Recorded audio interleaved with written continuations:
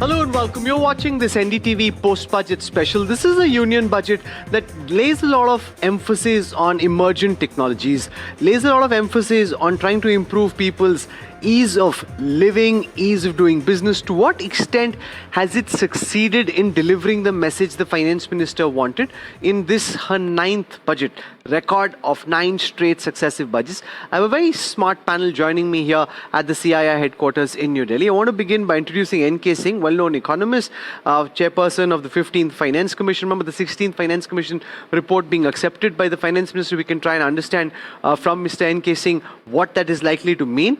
We have with us Chandrajit Banerjee, runs CII as his Director General. Welcome, sir. Thank you very much for joining us. I have Shashwat Goenka. He runs CESC in Kolkata and is looking at how not just young India, but corporate India is looking at this budget. I have Narayan Seturaman. He's the co-chairperson of the trade policy of CII and managing director at Sanmar Engineering. And R. Mukundan is the president designate of CII and the CEO of Tata Chemicals. I want to start by asking Chandrajit Banerjee for his assessment basis all the members that you've been speaking to about what they like and what they don't like about this unit budget, which is said to be a no-nonsense, keep it steady, forward-looking kind of budget. One of the things that really came out and everybody likes it, there was no negative shockers, of course, but that's set aside. Except for the stock markets to some extent. The stock market, something that nobody wants to talk about because nobody wants to nobody understands how it behaves and when it behaves the way it behaves. But let's leave that aside. But really talking about the positive side of it is we've seen a strong macroeconomic fundamental in the budget, which is very strong. It shows that India is on a strong wicket. If you really see the numbers, if you see the fiscal, you see the glide path, if you see the debt to GDP ratios, these are very strong indicators globally as well as confidence for doing business in and with India. I think that's one thing which has stood out very strongly in the budget. The second part of it is the focus that it has had on, if you really look at the future, the way it's focused on manufacturing and the way it focused on even MSME, the capital support scheme and all of that, the labor-intensive manufacturing, the focus on textiles, been very, very crucial and critical. The third feature, which everybody's talking about, the focus on infrastructure, which is just phenomenal because that really leads to the second-tier cities, the third-tier cities, and that leads to a lot of not only business opportunities, but the cost of doing business coming down, etc. But one big, I shouldn't say surprise, but one big ask which has really been fulfilled has been the continued focus on the state capex, the public capex being kept in the way in which will last 1 year we have seen the private sector crowding in, and I see this to be a great boost for the private sector to crowd in. And I'll end with one point is the people focus through not only just skilling, but when you look at education and healthcare focuses, I think there is a lot for India in this budget. N.K. Singh, you've seen budgets going back decades. This budget seeming very different because there's a election in 4 states. She's not really mentioning any of the schemes for those states, at least publicly. What does that suggest? The government thinks it's sitting pretty and doesn't need to appear to be politically aggressive at the moment? Oh, well, you should have Rahul listen to this very question, which in the press conference a few minutes ago, finance minister was asked. She answered by saying, if you want me to list out what has been done for the states which are going for election, I can happily No, so I'm making a different point. I'm saying usually before an election, they'll say Bihar this, UP this, West Bengal this. They haven't done that in this election. It's a very conscious choice, of course. But many of the generic features which she has pointed out would benefit also the states in a substantial way who are going to face elections very shortly. Look at the whole range of issues which she has covered. And I think that therefore it is, if you ask me, quite sanguine that budgets are designed for the growth of the economy as a whole, for inclusive growth, all-round growth, instead of focusing from episodic times. You know, Rahul, of course, that unfortunately we have this relentless cycle of state elections, and that each year if the election cycle breaks the governance cycle, that India would get very poor quality of governance. Hence, I take some pride of having participated as a member of the One Nation, One Day election. And this has now reached an advanced stage. It is with the Parliamentary Select Committee, and that will rationalize over a period of time this constant needling of state election cycles, displacing the focus on governance. So the big message, Shashwat, really is the focus on all these emerging sectors, the semiconductor mission 2.0, data centers, cloud services getting tax concessions. Do you think this will lead to a spur in these new and emerging technologies? Absolutely. When you look at today's budget, one core thrust area has been manufacturing in the 7 sub-segments, right, which includes the semiconductor and the electronic space, where 40,000 crores has been laid out. Similarly, like you said, tax concessions, customs concessions in different new emerging sectors for data centers. These are all industries which are important from a growth of economy standpoint. They are important because they will generate huge amounts of employment as well. And for a country as young as ours, employment is going to become an important predictor of success. And we have 65% of our population under the age of 35. And it is for those people to now start actively contributing to the economy where employment needs to come in. And I think today's budget has addressed multiple sectors which will generate that level of employment. And today's budget also spoke about the gap, or addressing the gap between the needs of work versus the skills that today's the youth have. And how can we use AI to propel economic growth? Mr. Mukundan, the focus on manufacturing, do you think the budget has done enough to be actually able to spur manufacturing beyond the manufacturing which was being planned earlier? So there are 3 broad themes in manufacturing. I want to dive each one much deeper. The first one, she spoke about scale. The scale is in broadly 4 areas. I think many of that, I think Shashwat has already highlighted, whether it be rare earth, whether it be chemical parks, whether it be with respect to the solar panels being made, a lithium battery, and also the whole element around textile mega park. But what I found very interesting in this whole building scale is that she used a word called challenge mode. I think we need to dig deep into that. These are not going to be executed in the business as usual. They're going to be business beyond usual. I think this is not going to go to the lowest bidder, or it's probably going to go in some other direction in terms of quality of output and outcome. So that is one part on the scale. The second piece is we have often ignored our legacy industrial parks. These were set up in 1950s, 60s, 70s, and some of the companies are actually based there. They face gross inefficiencies. If you look at the industrial park in Okla or Noida, which was set up in 70s and 80s, the infrastructure lags behind the new ones. The whole issue related to technology has not been injected. So she has spoken about 200 such parks where she's going to sort of inject these two. And the third is, of course, the backbone, which already Chandrajit spoke about, which is the MSME sector. In MSME, again, there's a whole slew of, first one, of course, access to market by linking threads with gems. Then there's an equity infusion support. Then there's a credit working capital support. So all in all, I think it sort of covers the whole gamut of manufacturing. But I want to go into a different element of manufacturing.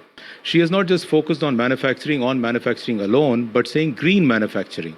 If you look at the whole element of, let's say, sodium antimony for solar panels, if you look at lithium components for lithium battery storage, if you look at nuclear power plant, if you look at biosyn gas, each one of them, when you add all that up, is actually green energy transition.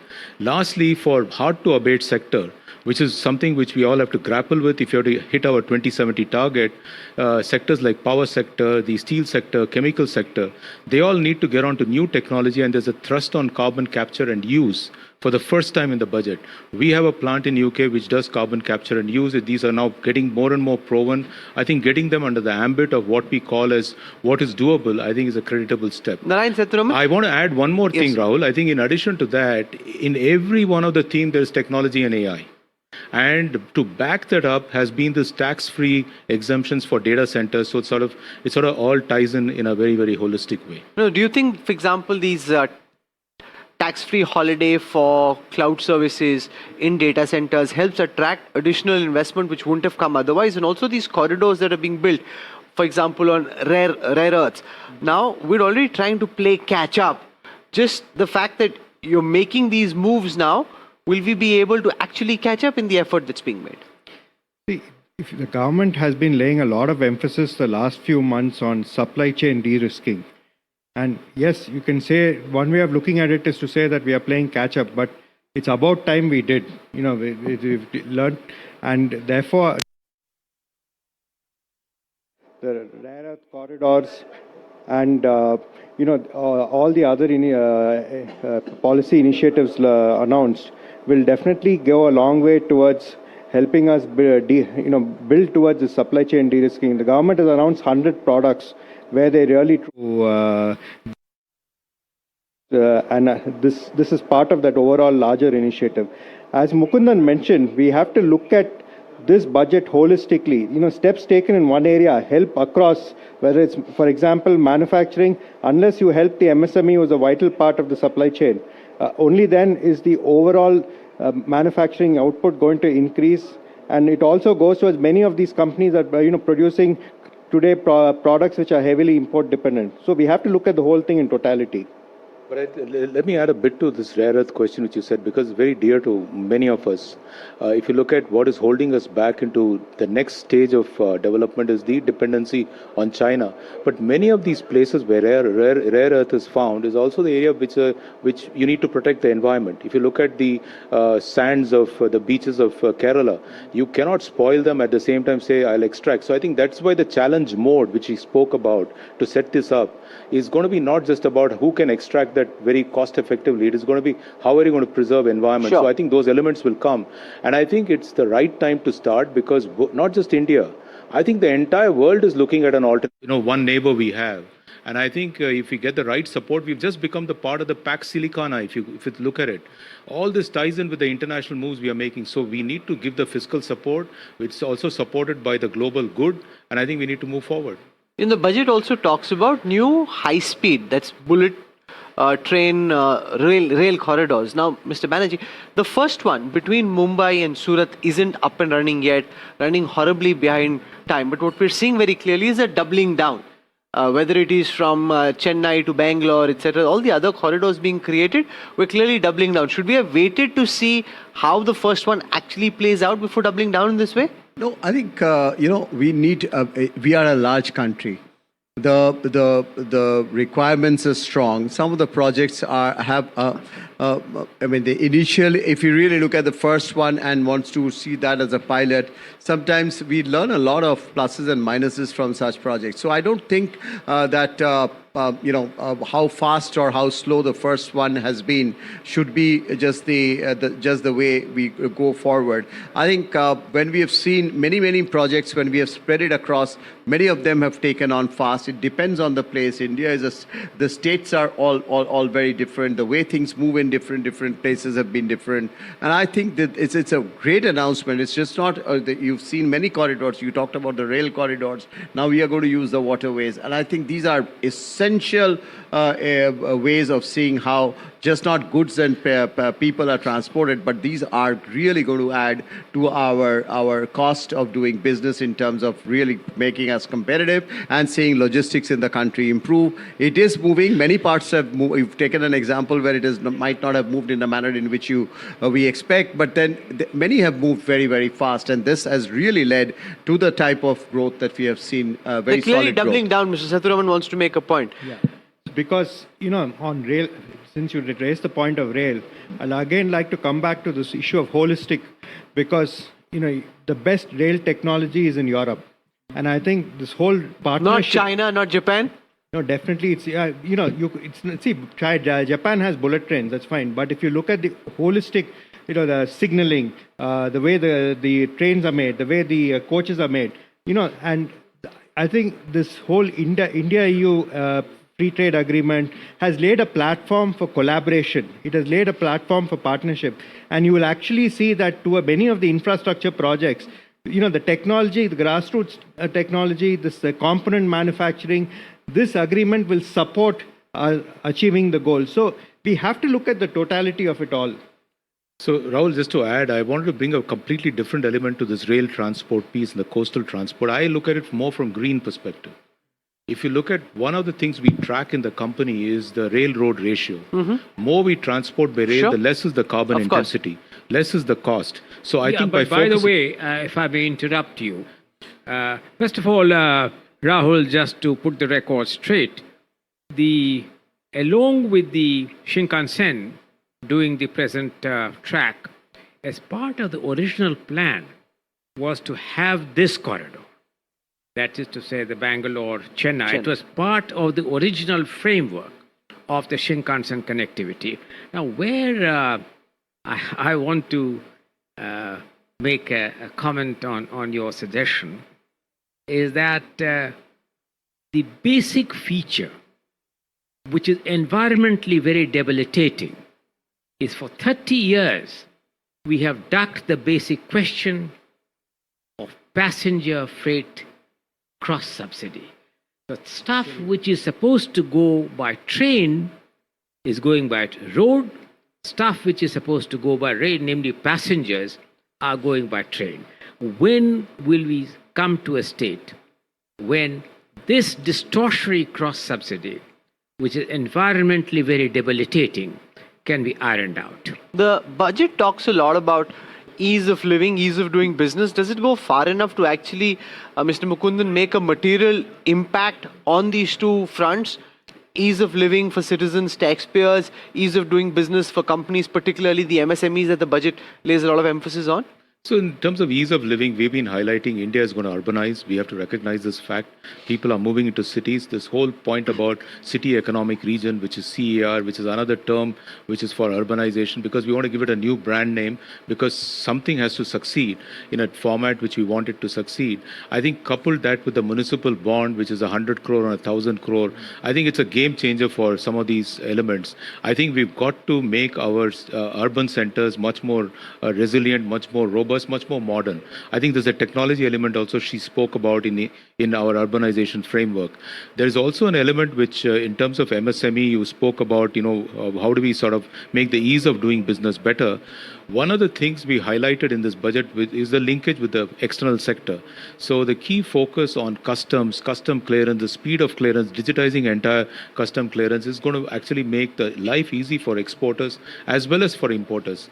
Because if you want to be a big export economy, you also need to open up for imports, because some of the components you may not make, you need to bring here, assemble and send them abroad. So I think we got to look at how do we make logistics more competitive, the paperwork which goes with logistics also more easy and efficient to do.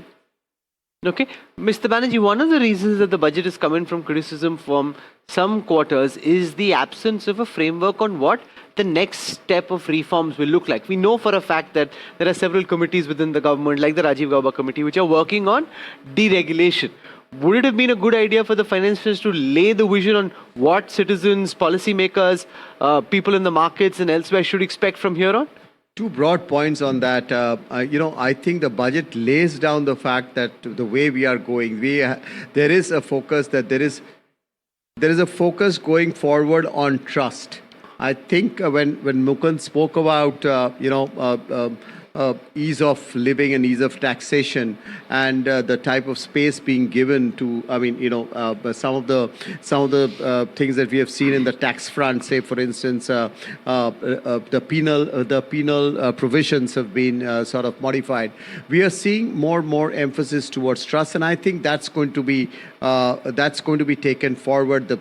So the reforms.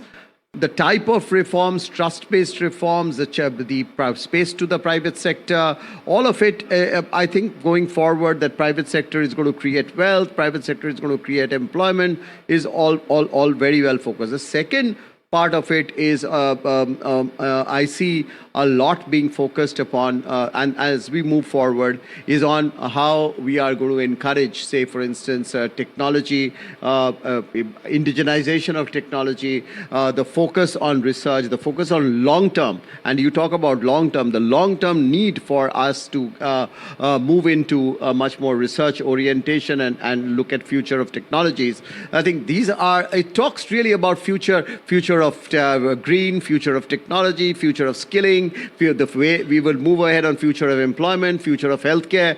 So I see a path going Shashwat, forward the very economic strongly. survey referred a lot to the global headwinds that we face, the uncertainty at the macroeconomic level. The budget is quite quiet on them. I mean, they're doing what they have to without necessarily referencing what's happening outside just the budget papers. For companies and businessmen like yours, are those uncertainties now baked into your investment decisions, or do you think they still loom over the investment horizon? First, from a budget standpoint, I think the budget is very strong when it comes to looking at becoming self-sufficient, to becoming resilient, to becoming Atmanirbhar. And I think those are the elements that the budget captured well. The economic survey, of course, like you said, spoke about the geopolitical uncertainties, and that is the reality of the world that we today live in. So we have to work to become resilient in our businesses, to make our supply chains resilient of global uncertainties, but at the same time also continue to become globally competitive. And that's the plan that we have built into all of our business plans. One way of looking at it, NK Singh, is that she's left the noise on the side and just focused on the signal. The other way is that the noise that's happening outside is very material to the signal that you're sending, and on that she's failed in not sending any signal about what she's making of all this uncertainty. How would you read this? Well, very frankly, I think that, Rahul, that reforms is a very ongoing process. Sure. There is no departure, there is no arrival. Take a normal thing, the reform of the fiscal consolidation roadmap, an ongoing process. You don't achieve fiscal consolidation in a short term. You don't bring down debt to GDP, considering the stock of debt being so high, in a jiffy. It's a long-term story. As long as there's no reversal to that long-term story, question of how credibly you reach the end game. That's one. The second is that the budget itself embeds a huge lot of reform path. Just two examples very quickly. First of all, entering an era of not jobless growth, but you would have noticed that the budget for the first time increased the threshold of our potential growth from historical 6.5, or for some years 6.5, to now a threshold of 7%. This 7% is supported with jobs. So we are really taking decisive steps, jobs emanating out of tourism, jobs emanating out of health and healthcare facilities, making India an important health tourism destination. The job creation potential, we know that the capital employment coefficient of tourism is perhaps the maximum. Focusing directly on the job potential emanating from the tourism and from the services sector, then the decisive moves of linking this up with skilling, and skilling which enables you to move towards a part of the global value-added chain. These are very, very important. But Mr. Sethuraman, a lot of this, and I totally agree, is based on the hope that this manufacturing will lead to the creation of new jobs. We're already seeing with humanoids, with robotics, and the cost of these coming down in the way that it is, and more likely over the next 2 or 3 years, that even if new manufacturing facilities get set up, the prospects of humanoids and robotics being used very heavily, which means there may be some job creation, but not at the scale at which a country like India requires. Well, one still has to look at the relative cost. I feel that it will not be 3 years, what you just mentioned. The second is that the only way to go about it further is also look at the intelligent jobs which get created, and second is grow manufacturing even faster. You go to a town like Coimbatore, for example, and you walk around, you go to the different MSME and SME units. They're expanding at a frenetic pace, and new jobs are getting added.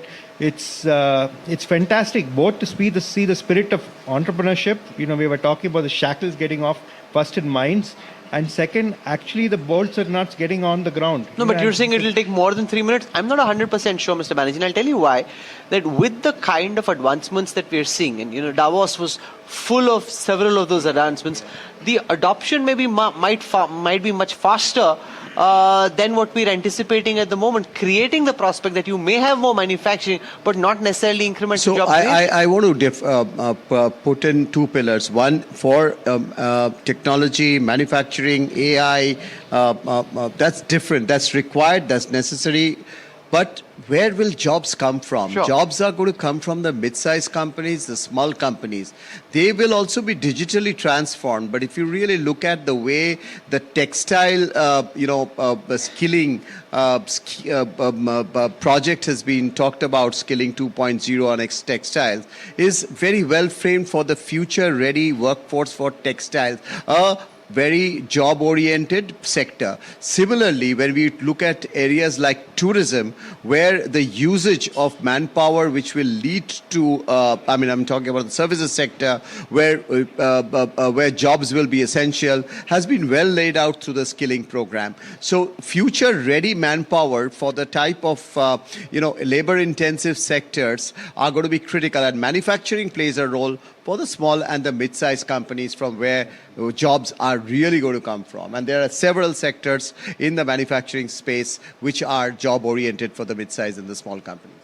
The budget also talks a lot about trying to build skills in AI. And the fact that a lot of emphasis has been made through Minister Vaishnav and the others about trying to build a use case, application use case base in India. Shashwat, as somebody who's tracking a lot of these frontier technologies, how do you see that play out in this fiscal and then beyond? The underlying theme around AI was that technology is going to become an enabler across everything that the finance minister spoke about, right? And so whether it is setting up institutes, whether it is setting up the university townships that we spoke about, whether it's about higher education, STEM education that the finance minister spoke about, all of this is going to have an underlying AI element to it, right? And technology is going to become that force multiplier for the economy going forward. So I think in reality, going beyond the budget as well, there is, AI adoption is the only way to kind of grow at exponential speeds. And today we have the demographic power to grow at that speed. And today, like was said earlier as well, the world is looking for a China +1, and India could be positioned very well if we were to harness AI on that. The economic survey speaks of a 6.8 to 7.2 range of growth for the next fiscal versus 7.4 for this year. Mr. Banerjee, final words before we end. At this moment, are we heading towards the upper range of that range or the lower part of that range? I think we are poised for a higher trajectory of growth, what we are not probably covered now is the effect of all of it happening over a period of time in the next 2 or 3 years. All of what we have seen in the budget, the FTAs, the demand factors that open up, the investment that comes into India, the export potential of it. If you add or the sigma, all of this is really makes us poised for a. I am optimistic that it is going to be a 7+% growth. Also, the good thing is, I think Anand Nageshwaran and his team, as also the finance minister, so conservative in their target setting that rather than taking big aggressive numbers, they keep it conservative and like to surprise on the upside, which is a good way of doing it. It reminds me of people who want to talk less and deliver more. Especially given everything that's beyond their control. That's not necessarily a bad approach towards setting these growth numbers. So thank you very much for joining us. It's been a pleasure having you. We'll slip into a break. We'll have a lot more for you on our continuing coverage of the budget for fiscal year 27. Stay with us.